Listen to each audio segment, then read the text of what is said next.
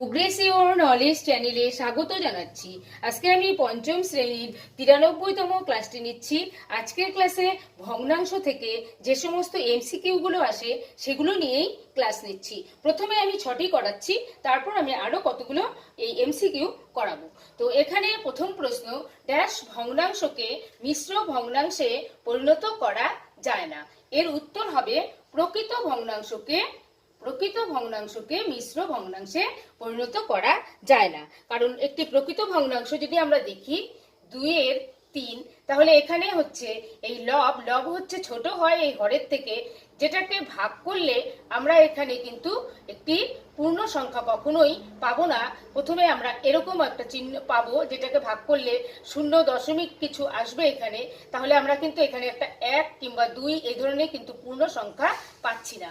যেহেতু পূর্ণ সংখ্যা পাচ্ছি না, মিশ্র ভগ্নাংশ হতে গেলে মিশ্র ভগ্নাংশের আকৃতিটা হয় এই ধরনের, তাহলে এখানে একটি পূর্ণ সংখ্যা থাকবে। তাহলে আমাদের কিন্তু এরকম একটি পূর্ণ সংখ্যা আমরা ভাগ করে পাচ্ছি না। এটা কখনোই সম্ভব নয় একটি প্রকৃত ভগ্নাংশকে ভাগ করে একটি মিশ্র ভগ্নাংশে আনা। তাহলে সেই ক্ষেত্রে আমরা লিখব যে প্রকৃত ভগ্নাংশকে কখনোই মিশ্র ভগ্নাংশে পরিণত করা যায় না।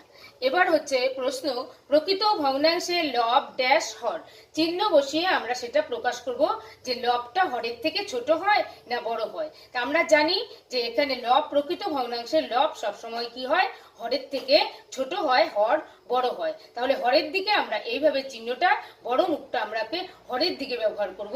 তার মানে হচ্ছে লব ছোট, হর বড়। অর্থাৎ প্রকৃত ভগ্নাংশে সবসময় কি হয়, লব হচ্ছে ছোট হয়, হর হচ্ছে বড় হয়। এই ধরনের ভগ্নাংশগুলোকে বলা হয় প্রকৃত ভগ্নাংশ। চলে যাচ্ছি পরবর্তী প্রশ্নে। 3-এর 3 সমস্ত 1-এর 7 এটি একটি ড্যাশ ভগ্নাংশ। তাহলে এটি একটি মিশ্র ভগ্নাংশ। কারণ আমরা একটু আগে আমি বললাম যেখানে একটা পূর্ণ সংখ্যা থাকে এবং লব হর থাকে সেটাই হয় মিশ্র ভগ্নাংশ। তো এখানে একটি পূর্ণ সংখ্যা আছে 3, লব হর আছে, তাই এটি একটি মিশ্র ভগ্নাংশ। 4 নম্বর প্রশ্নে এখানে শূন্যস্থানগুলো সংখ্যার দ্বারা পূরণ করতে হবে। এটা একটা সমতুল্য ভগ্নাংশ থেকে অঙ্কটা নেওয়া হয়েছে, সমতুল্য ভগ্নাংশ। তাহলে এটা আমরা সলভ করব কি করে?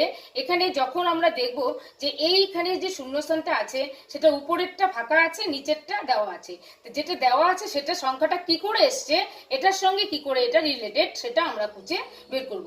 যে 7-এর সঙ্গে এর সম্পর্ক কি, 7-এর সঙ্গে 2 গুণ করে আমরা 14 পেয়েছি। তাহলে এই যেহেতু আমরা হরের সঙ্গে 2 গুণ করেছি, তাই লবের সঙ্গে আমরা 2 গুণ করব। তাহলে 2 গুণ করলে 2 দুগুণে আমরা 4 পাচ্ছি। এবার আমরা চলে যাচ্ছি এই শূন্যস্থান। এখানে আমরা দেখব নিচের হর দেওয়া আছে, আমরা হরের সঙ্গে এর সম্পর্কটা খুঁজবো যে 3 7 21, অর্থাৎ হরের সঙ্গে 3 গুণ করে 21 পেয়েছি। তাহলে লবের সঙ্গেও আমরা 3 গুণ করে বসাবো, তাহলে 3 দুগুণে 6। এবার চলে যাচ্ছি এই অঙ্কটায়। এখানে আমরা লব দেওয়া আছে, তাই লবের সঙ্গে সম্পর্ক দেখব 2 আর 10। তাহলে এখানে 5 দিয়ে গুণ করে, 2কে 5 দিয়ে গুণ করে 10 এসেছে। তাহলে আমরা এই হরকেও 5 দিয়ে গুণ করে এখানে লিখব। তাহলে 5 7 কত হয়ে যাবে, 35। চলে যাচ্ছি 5 নম্বর প্রশ্নে। একই লব বিশিষ্ট ভগ্নাংশের যেটির হর ছোট সেই ভগ্নাংশটি ড্যাশ এবং যেটির হর বড় সেই ভগ্নাংশটি ড্যাশ হয়। তাহলে এখানে প্রশ্ন হচ্ছে একই লব বিশিষ্ট ভগ্নাংশের। আমি একটি ভগ্নাংশ তুলে নিচ্ছি। এগুলো হচ্ছে একই লব বিশিষ্ট ভগ্নাংশ, অর্থাৎ যার লব প্রত্যেকটিতেই কিন্তু একই আছে, হরগুলো আলাদা। এই প্রশ্নটা এখান থেকে এসেছে যে একই লব বিশিষ্ট ভগ্নাংশের মধ্যে যার হর ছোট সেই ভগ্নাংশটি কি হয়, এটা হয়ে যাবে বড় ভগ্নাংশ, বড়, এবং যেটির হর হচ্ছে বড় সেই ভগ্নাংশটি হয়ে যায় ছোট। তাহলে এই অঙ্কটা থেকে আমরা কিন্তু ছোট বড়টা বুঝতে পারবো সহজেই এই এমসিকিউ থেকে, যে ছোট বড় আমরা কি করে নির্ণয় করব যখন সমান লব থাকবে। তাহলে একই লব বিশিষ্ট ভগ্নাংশের যেটির হর ছোট সেই ভগ্নাংশটি হয় বড় এবং যেটির হর বড় সেই ভগ্নাংশটি হয় ছোট। 6 নম্বর, একই হর বিশিষ্ট। এবারের প্রশ্ন হচ্ছে হর বিশিষ্ট, যেটা আমরা করেছি লব বিশিষ্ট। এবার একই হর বিশিষ্ট ভগ্নাংশের যেটির লব ছোট হয় সেই ভগ্নাংশটি হয় ছোট।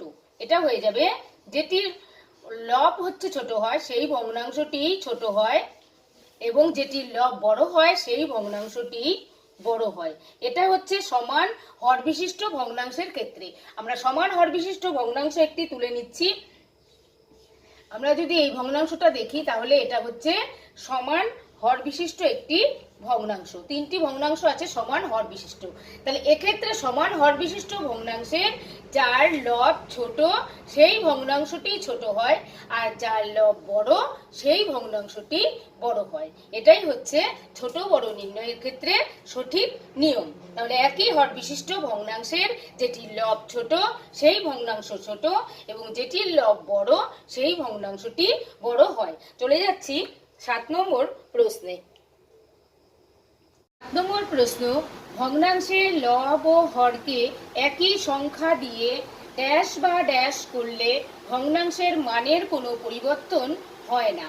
তাহলে এখানে হচ্ছে ভগ্নাংশের লব ও হরকে একই সংখ্যা দিয়ে এখানে আমরা লিখব গুণ বা ভাগ। গুণ বা ভাগ করলে ভগ্নাংশের মানের কোনো পরিবর্তন হয় না। এক্ষেত্রে একটি শূন্যস্থানও থাকতে পারে যে ভগ্নাংশের লব ও হরকে একই সংখ্যা দিয়ে ড্যাশ করলে ভগ্নাংশের মানের কোনো পরিবর্তন হয় না। সেক্ষেত্রে আমরা গুণও লিখতে পারি কিংবা ভাগও লিখতে পারি। এবার আমরা চলে যাচ্ছি 8 নম্বর প্রশ্নে। ভগ্নাংশের লব ও হরকে তাদের গসাগু দিয়ে ভাগ করলে যে ভগ্নাংশটি পাওয়া যায় তাকে ভগ্নাংশের ড্যাশ বলে। তাহলে ভগ্নাংশের লব ও হরকে যদি তাদের গসাগু দিয়ে আমরা ভাগ করি তাহলে যে ভগ্নাংশটা পাবো সেই ভগ্নাংশটাকে বলা হয় ভগ্নাংশের লঘিষ্ঠ আকার।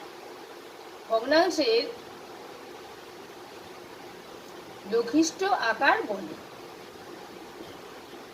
পরবর্তী প্রশ্ন, 5/10 ভগ্নাংশকে সবচেয়ে ছোট আকারে প্রকাশ করলে পাবো। তাহলে এই ভগ্নাংশটাকে সবচেয়ে যদি ছোট আকার দিই তাহলে প্রকাশ করলে আমরা কত পাবো সেটা এখানে লিখব। এটাকে প্রকাশ করার নিয়ম হচ্ছে এই লব ও হরকে গসাগু করা, যেটা আমরা এখানেই পড়েছি। লঘিষ্ঠ আকার পেতে গেলে ছোট আকার মানে লঘিষ্ঠ আকার, লঘিষ্ঠ আকার পেতে গেলে ভগ্নাংশের লব ও হরকে গসাগু করতে হবে। তাহলে এখানে যদি আমরা লব ও হরকে গসাগু করি তাহলে আমরা গসাগু কত পাচ্ছি? গসাগু পাচ্ছি 5। তাহলে এই 5 দিয়ে যদি আমরা উপরে নিচে ভাগ করি তাহলে আমরা পেয়ে যাব লঘিষ্ঠ রূপটি। এখানে পাচ্ছি উপরে পাচ্ছি 1, 5 দিয়ে 5কে ভাগ করে পাচ্ছি 1, আর এখানে 10কে 5 দিয়ে ভাগ করে পাচ্ছি 2।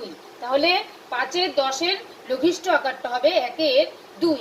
এটাই কিন্তু এই শূন্যস্থানে করা হয়েছে যে প্রশ্নটা, সেটারই কিন্তু একটা অঙ্কের উদাহরণ হচ্ছে এই শেষের প্রশ্নটা। এইভাবে আমরা শিশুদেরকে এই সমস্ত এমসিকিউ গুলো যেগুলো ভগ্নাংশ থেকে রয়েছে সেগুলো শেখাবো, তাহলে তাদেরকে এই ভগ্নাংশের সম্পর্কে একটি ক্লিয়ার ধারণা হবে। আজকের এই ক্লাসটি ভালো লাগলে লাইক করবেন, কমেন্ট করবেন, শেয়ার করবেন এবং আমার পরবর্তী ক্লাসটি পেতে আমার চ্যানেলটিকে সাবস্ক্রাইব করে আমার সঙ্গে থাকবেন।